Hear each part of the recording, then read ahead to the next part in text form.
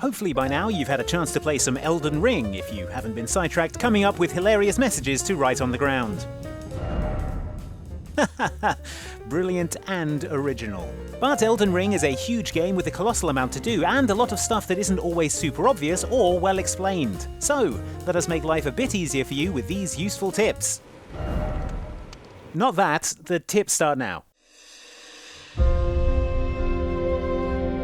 Speaking of messages, if you've seen them lying around but never bothered to rate them or write one yourself, you might want to change that, as they hide a useful function that Elden Ring doesn't do a very good job of explaining. If you've not played a Souls game before, it might come as news to you that if someone appraises a message that you left, you get healed.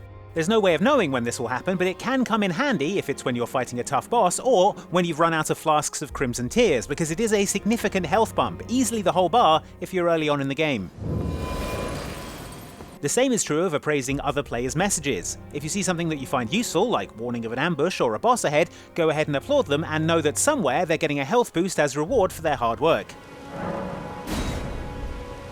Unfortunately, leaving a negative appraisal of a bad message also boosts the health of the writer, and these bad messages only go away once the writer has written 10 more and they start getting overwritten. Honestly, has anyone who's played this game ever seen a dog? Not everything you pick up in Elden Ring is a badass sword or cool bit of armor. You'll find a lot of random garbage lying around, most of which is for crafting, although you could spend hours on wikis trying to figure this stuff out, only to discover that it is, as you basically surmised initially, garbage. One item you might find yourself picking up without knowing a good use is rainbow stones, which sound like they might be good for setting up an Etsy store, but actually help you figure out if you're going to die falling off something or not. If you find a ledge and you're not 100% sure whether you'll survive dropping off it, drop a rainbow stone instead. If the stone shatters, so will your legs if you attempt to follow it.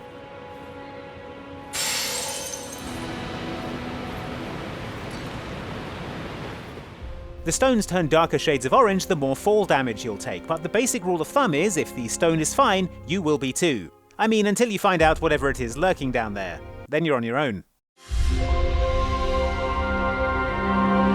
With the pockets full of aforementioned garbage you'll be carrying around on you, you might have trouble finding a particular item in there on account of how you're carrying around an entire Whole Foods worth of assorted berries and animal parts. Gold-tinged excrement will be the new health food craze in a few months, mark my words. The good news is that you can actually sort your inventory, although in typical Elden Ring fashion, it doesn't tell you this. Selecting View Controls on the inventory will bring up which buttons do what, and you'll note that clicking in the left stick will allow you to sort your inventory. You can now choose to display everything in your possession a number of different ways, from order of acquisition, which will let you easily check out whatever it is you just picked up, to weight, which is useful when you're trying to figure out which of your pieces of armor you can afford to put on before you're pushed into dreaded fat roll territory. This inventory sorting is also super useful for weapons, as you can sort by attack power to see at a glance which of the many pointy things you've picked up will do the most damage to your enemies. Which is basically the point of the game. So, useful.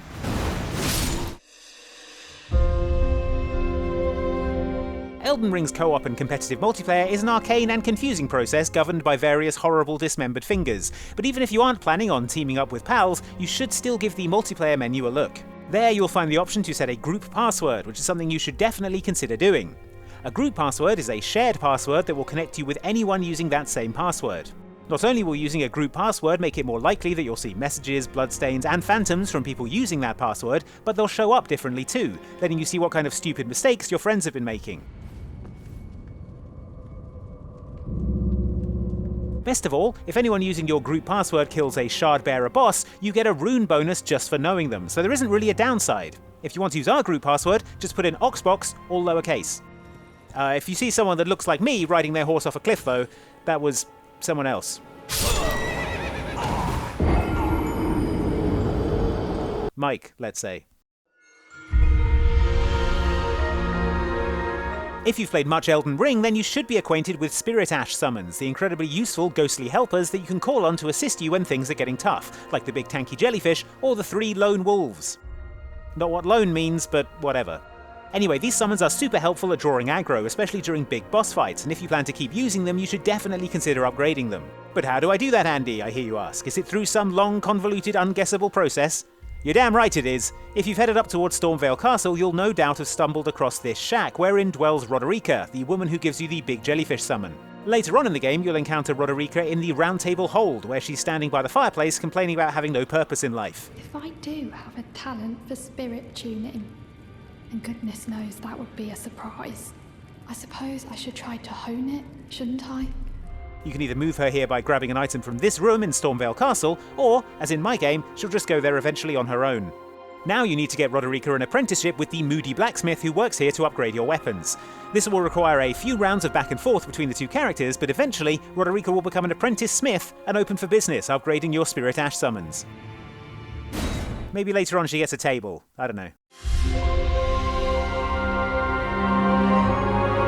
In Elden Ring, your Flasks are your best friends, even more so than Torrent the horse, who, to be honest, could do a better job of jumping on things. Every time. As such, if there were another flask out there to add to your collection, you'd want to do that, right? Well, good news. There is such a flask, known as the Flask of Wondrous Physic, and it's easy to get if you know where to look. The flask is located in the Third Church of Marika, over here on the east side of Limgrave. It's just lying around, suspiciously unguarded, but you shouldn't let that stop you from taking it and drinking from it, because it is a supremely useful thing to have on you. The Flask of Wondrous Physic is basically an Elden Ring cocktail shaker, into which you can put various tiers to combine and create unique effects, like curing status ailments, increasing various attack powers, or restoring your HP over time. You'll need to find the seeds yourself, but getting the flask early should definitely be a priority. Also giving it a wash before you use it. You don't know where it's been. On your travels around the Lands Between, a name surely arrived at by putting Middle-earth into an online thesaurus, you may have noticed these little glowing skulls around the place. Now, these aren't just gothic nightlights, but rather containers that you can break to get a golden rune. Golden runes are different to regular runes in that they are a consumable item that you need to use in your inventory before they'll give you regular runes.